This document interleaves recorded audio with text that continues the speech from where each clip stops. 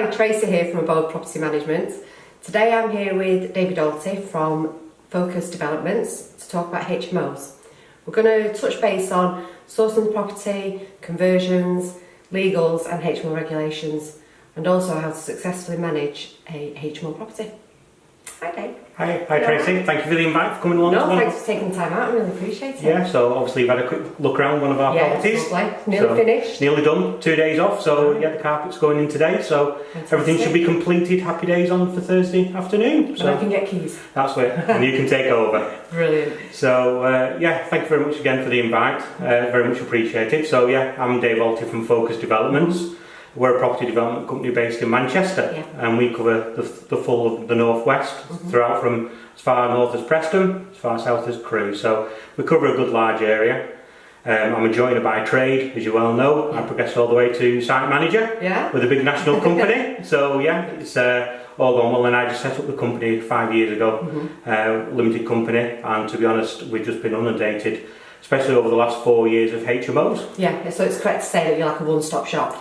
Yeah, you do everything, don't you? From sourcing a property through to basically dressing it at the end. Yeah, so you can have as much or as little of us as you want, but ideally we source properties in good rental areas, especially for the HMO market, which obviously you know yourself, it has to be the key, finding the right areas. And then obviously your developments, we do all that in-house, and then we do all your dressings as well. So we are just, everything's under one roof with us. Yeah, like say as little or as much as needed. That's correct, yeah. And in terms of regulations, when somebody's buying a property, you can advise them on room sizes, how you can convert a property, and what's the best way to go about that. Yeah, that's correct. So we go out and identify properties, such as this one here, what we're in today. It's just a 4-bedroom HMO. Started off with a 3-bedroom terrace property. So ideally, you can always turn your front reception room into the main bedroom. Yeah. And at present, you try and look for more en suites because they rent out better, which you know yourself. Yeah, we find that definitely you go you double en suites first, then your doubles, and then your singles. Yeah.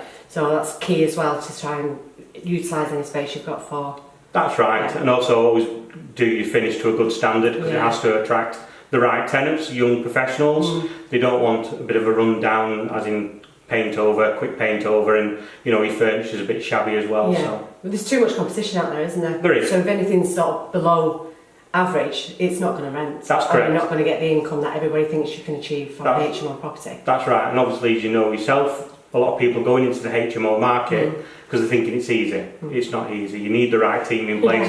Obviously we use yourself for the management, which is ideal for myself and my clients. And it's you have to find the right areas. That is the key, finding a little pocket where they'll actually work. Yeah, so areas that are not oversaturated, areas that are close to transport links, tram stations, hospitals are also a good one, aren't they? That's right. So I know this one's perfect for the hospital, Tameside Hospital. That's right. We're also looking at avoiding areas in Manchester, aren't you, now, where you can no longer get licences. That's right, so obviously, as a lot of people will know already, there's Article 4 areas out there. We have to watch them very regularly with the councils because areas do change. They have to give you by law 12 months notice. I know they'll advertise it on the website portals out there. Then we can find out what's actually going on in that market, you know, such as Manchester, Salford, parts of Salford are all Article 4. And actually I've actually heard this week that parts of Wigan may be looking at going into Article 4 because some areas are saturated, so it's knowing your little pockets again and where to go to. Yeah.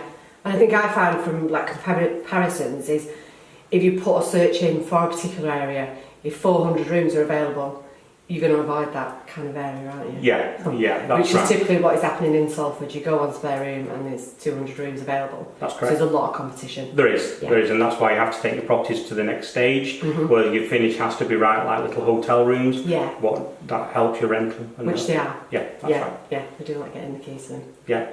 So both of us know that there's a lot of newcomers to the HMO market, and there's a lot of things that they do need to know. Is there any sort of key points in terms of regulations that you could just touch base on that people may not be aware of? Yeah, certainly. So obviously you're aware of the new regulations, what always enforced. Me and you know this, but a lot of newcomers to the HMO market don't.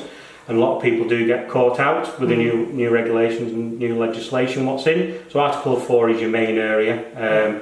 Obviously avoid them because you know you have to have planning permission. You know, you have to, before you've even bought a property, you have to submit planning to say you're going to turn the property into a HMO. And you're not guaranteed to get the licence? 9 times out of 10 it'll get rejected because it is a saturated area. If they brought the article for him. And obviously you've got the 5 bedrooms or more, which obviously you need licence. Yeah.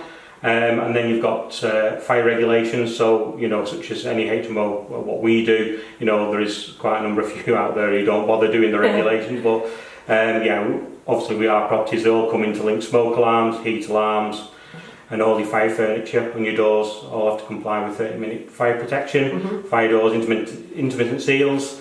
So there's quite a bit that goes into it, and you have to know, and even down to your fire signs and your emergency exit signs, things like that will have to be applied in every HMO now. Yeah. Now with room sizes, obviously that's another requirement. You've got such as 6.5 metres, so 6.52. That's for a single occupant, and then you've got 10.2 square metres for if you want to have a double occupancy as well. And that could go on and on and on. Oh, the list is endless, isn't it? And some councils are different, aren't they? You go on one council website and they go, oh, slightly different to what's on that council website, and it's quite confusing. You've really got to make sure that when you speak to the councils, you get it in black and white of what they want and what they expect and what. That's correct. Yeah, and if in doubt, basically just contact your EHO officer. Yeah. In any council, they're there to try and guide you through it. Fair enough, we know the knowledge. Not a lot of people do, but if in doubt, go direct to the council. Yeah. They're more than happy to help out. Yeah, that's right. I find them really, really are helpful. Yeah, that's right. So that's everything in a nutshell, really, isn't it? Kind of the whole shebang in 5 minutes. Yeah. Very brief. It's not quite like that, is it? In real life, no. These projects take a long time. That's right. To find your property, get it right, and then obviously you've got to find the right tenants. Yeah. That's where we come in. And that's where you come into your own. Yeah, that's right. we do. We're looking at always working professionals, really being selective on the tenancies, and we're finding that if you're selectful and can get tenants to have similar, like-minded, whether they travel or work, whatever they do, seems to be getting on really, really well. Yeah, that's right. Yeah, touch wood, it's That's it, everything's good, yeah? It's all positive. Yeah, brilliant. Oh, thanks, Dave. No Really appreciate your time. Yeah, thanks for the invite. So that's all we've got time for today. But if you'd like any more information on HMO properties, investing, conversions, regulations, anything at all, then please don't hesitate to contact either myself or Dave. Thank you very much.